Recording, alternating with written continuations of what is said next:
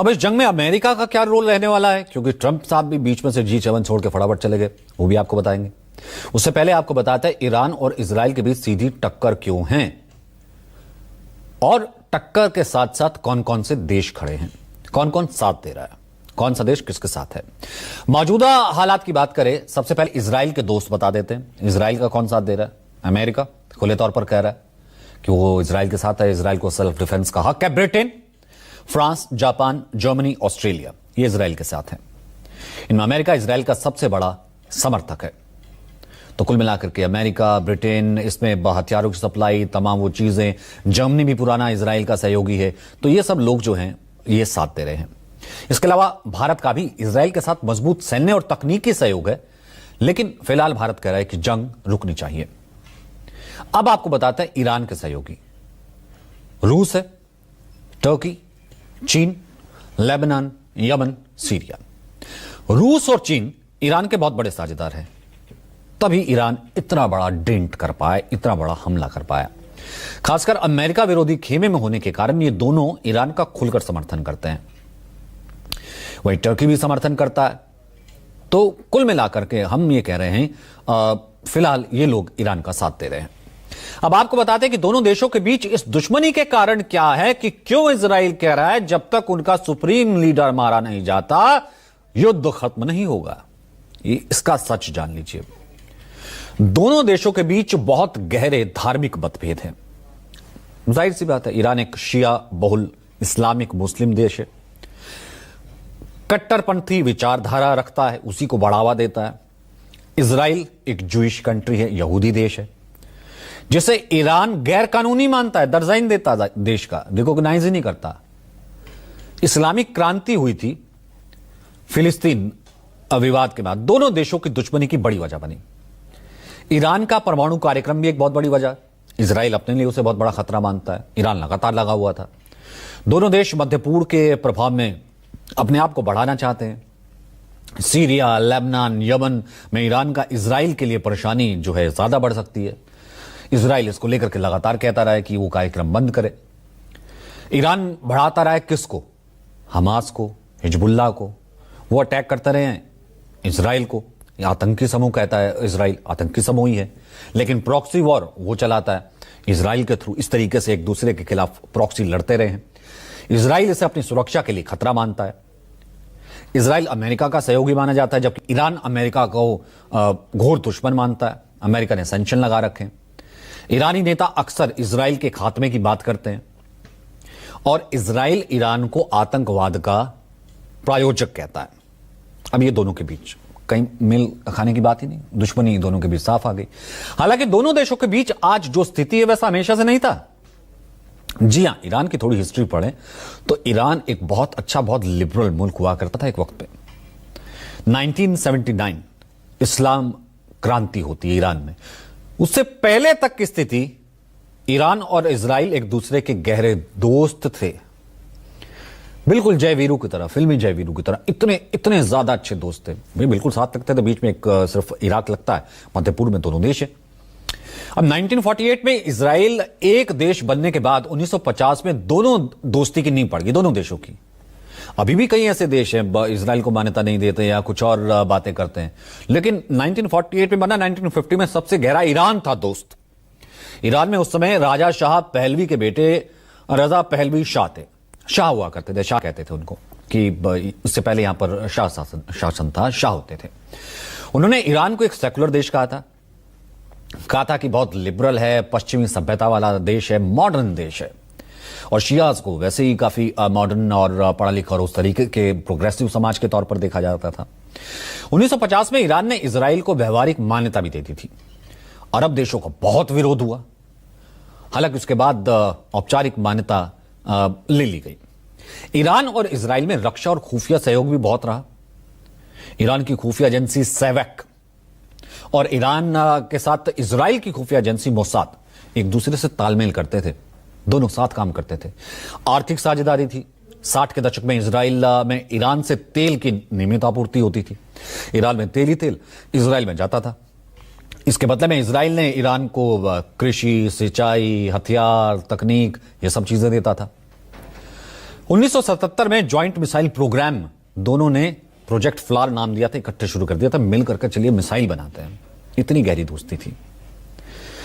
फिर 1979 आता है, 1979 ईरान में आता है अयतुल्लाह खुमैनी।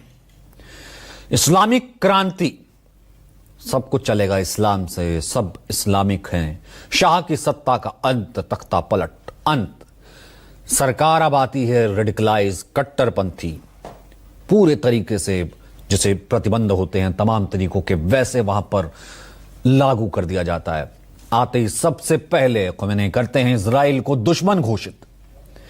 तेहरान स्थित इजरायली दूतावास को बंद कर दिया जाता है। दोनों देशों के बीच वर्षों से चली आ रही कूटनीतिक दोस्ती, सैन्य दोस्ती, आर्थिक दोस्ती पल में टूट जाती है। ईरान एक इस्लामिक देश बन जाता है और इजराइल को कह देता है अगर कोई शैतान है इस धरती पे तो वो इजराइल है। ये दुश्मनी इतनी बढ़ गई कि ईरान अपना नंबर 1 दुश्मन की लिस्ट में रखता है इजराइल को, कि वो जो कुछ भी आगे करेगा शैतान से निपटने के लिए करेगा। फिलिस्तीन मुद्दे पर दोनों देश लगातार आमने सामने आते रहे। ईरान ने हिजबुल्लाह, हमास संगठनों को बढ़ाना शुरू कर दिया, हथियार देने शुरू कर दिए।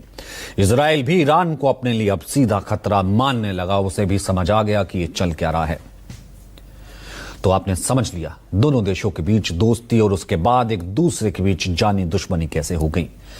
यही विवाद बढ़कर मौजूदा दौर में इतना व्यापक हो गया कि मध्य पूर्व के तमाम देश इसकी चपेट में ना आ जाए।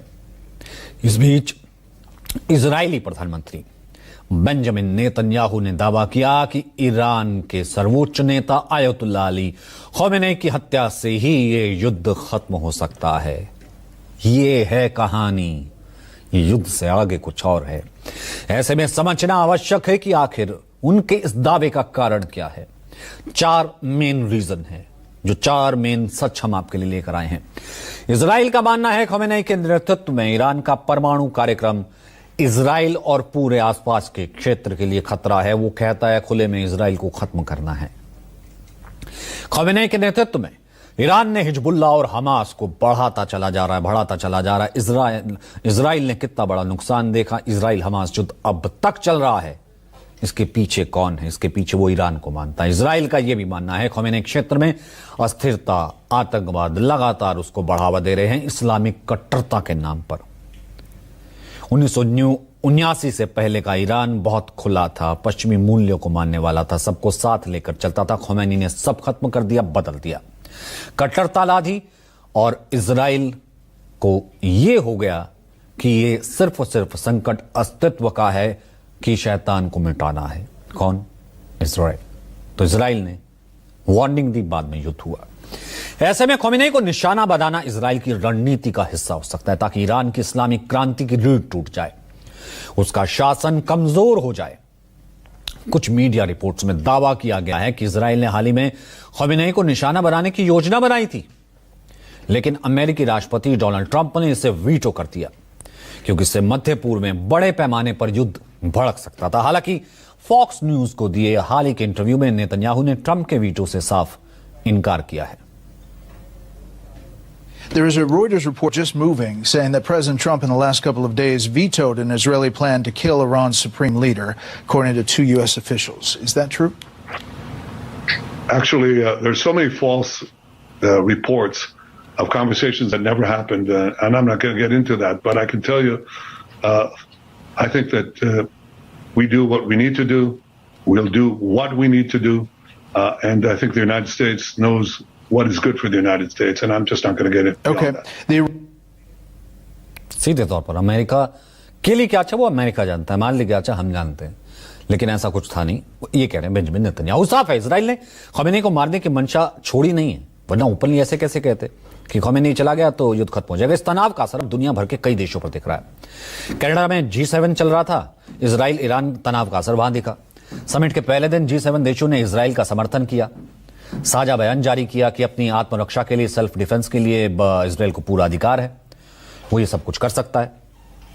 ईरान के पास कभी भी परमाणु हथियार नहीं होने चाहिए, पूरे मध्य पूर्व के लिए खतरा है, पूरे खत्ते के लिए और पूरी दुनिया के लिए खतरा है। इस बीच अमेरिका के राष्ट्रपति डोनाल्ड ट्रंप समिट को बीच में छोड़कर अमेरिका रवाना हो गए। व्हाइट हाउस के मुताबिक मिडिल ईस्ट में तनाव के चलते ट्रंप ने फैसला लिया है। ट्रंप ने कहा है कि मैं सीज फायर के लिए वॉशिंगटन नहीं जा रहा हूं, क्योंकि मैक्रोन ने कहा कि सीज फायर के लिए जा रहा हूं, उन्होंने कहा कि सीज फायर के लिए नहीं जा रहा हूं वॉशिंगटन। बात तो उससे कहीं ज्यादा बड़ी है। Well, I have to be back. Very important. I want to just thank our great host. He did a fantastic job. Thank you in Canada. But you probably see what I see, and I have to be back as soon as I can. I'm going to have dinner with these wonderful leaders, and then I get on the plane. I have to be back early. Have you heard from the National Security Council? I loved it. I tell you, I loved it. And I think we got a lot done. Really a lot done. In fact, UK, we signed a big trade deal today, and we're working on others. But we had just a really great relationship with everybody, and it's really nice. I wish I could stay for tomorrow, but they understand. This Is there a reason, big, Mr. President, this is big that you stuff. उससे कई बड़ी बात है। दरअसल America Iran में सत्ता परिवर्तन करना चाहता है। रक्षा विशेषज्ञ और अंतर्राष्ट्रीय मामलों के जानकारों का तो यह दावा है कि अमेरिका चाहता है कि तेहरान की गद्दी पर अमेरिका की नीतियों वाली कोई सरकार हो। जैसे सऊदी अरब, पाकिस्तान पहले तुर्की अमेरिका के साथ रहते थे, वैसे ही तेहरान भी उसका पार्टनर बन जाए, अमेरिका की तरफ झुकाव रखे। लेकिन ईरान में अमेरिका की सत्ता परिवर्तन की चाहत क्यों है? अमेरिका का स्ट्रेटेजिकली इसमें क्या इंटरेस्ट है, यह समझना जरूरी है। अमेरिका की नजर ईरान के तेल और गैस के बड़े भंडार पर है, इसमें कोई शक नहीं है। इसके अलावा ईरान और मध्य एशिया के देशों में खनिज बहुत है, इसलिए अमेरिका की नजर है। इस्लामिक क्रांति के बाद से ईरान अमेरिका के लिए एक बहुत बड़ी चुनौती है। लगातार अमेरिका की जो नीतियां हैं वह उसको नुकसान पहुंचा रहा है। सबसे जरूरी है ईरान की जियो पॉलिटिकल लोकेशन, यानी ईरान मध्य एशिया तक पहुंचने का सीधा रास्ता हो सकता है। इससे अमेरिका को पूरे मध्य और मध्य पूर्व एशिया में अपना सिक्का जमाने में आसानी हो जाएगी। अब आप नेतन्याहू और डोनाल्ड ट्रंप के दावों और हालिया घटनाओं को जोड़कर देख लीजिए। साफ हो जाता है कि दोनों देश ईरान में कट्टरपंथी इस्लामिक सत्ता को बदलना चाहते हैं। ऐसा नहीं है कि अमेरिका की चाहत नहीं है, दशकों से तैयारी इसकी कर रहा है, सैंक्शन लगाए हुए हैं, लगातार कहता रहा है वो रिकॉग्नाइज नहीं करता। अभी तो जो बिल्कुल बैन लिस्ट वाली की यहां पर किसी को एंट्री या वीजा नहीं दिया जाएगा, तो उसमें ईरान भी था, लेकिन उसे पूरी तरह सफलता नहीं मिली है। अमेरिका कितनी दूर की सोचकर चलता है, अब इसका एक उदाहरण देखिए। 1989 में ईरान के जिस शाह मोहम्मद रेजा पहलवी को सत्ता से उखाड़ फेंका गया था, उनके बेटे रजा शाह पहलवी को अमेरिका ने अपने यहां पनाह दी थी। उस वक्त कल ही रजा शाह पहलवी ने एक बयान जारी कर दिया है कि ईरान की सत्ता बदलने का वक्त आ गया है, शाह का टाइम आ गया है। शाह पहलवी, जो व्यक्ति जिनके पिता 1979 तक ईरान के राजा हुआ करते थे, अब उसी राजा के बेटे को अमेरिका पनाह दे रहा था कि शायद कभी वक्त आएगा, और अब उसके थ्रू वो हुंकार भर रहा है। तो ऐसे में सबसे बड़ी बात यह है कि क्या यह तीसरे विश्व युद्ध के संकेत हैं? तीसरा विश्व युद्ध क्या प्रवेश कर चुका है, शुरू हो चुका है? आशंका इसलिए कि दुनिया के कितने क्षेत्र ऐसे हैं जहां युद्ध चल रहा। रूस यूक्रेन का युद्ध चल रहा है, तबाही तबाही तबाही तबाही। इजराइल ईरान शुरू हो गए हैं, मिसाइलें, बमबारी, तबाही। इजराइल गाजा का एक फ्रंट पर युद्ध हो गया है, गाजा में हमास से, वहां भी तबाही। बीच में हूती आ जाते हैं, हिजबुल्लाह आ जाते हैं, वो भी एक युद्ध। भारत पाकिस्तान का ये जो लिमिटेड युद्ध हुआ, ऑपरेशन सिंदूर, पाकिस्तान को मुंह की खानी पड़ी। आने वाले दिनों में फिर से इसके बढ़ने की आशंका है। फिर यमन है, सीरिया है, म्यांमार है, सूडान है, अफ्रीकी देश है, तमाम जगहों पर कितना गृह युद्ध चल रहा है। क्या करेंगे इतने युद्ध को लेकर के? ये भी तो सच है ना, हम हर रोज कहते हैं। इजराइल के राइजिंग लाइन ऑपरेशन और ईरान के जवाबी हमलों ने मध्य पूर्व को बारूद के ढेर पर ला खड़ा किया है। एटमी ठिकानों पर हमले के युद्ध और भड़कने की आशंका है।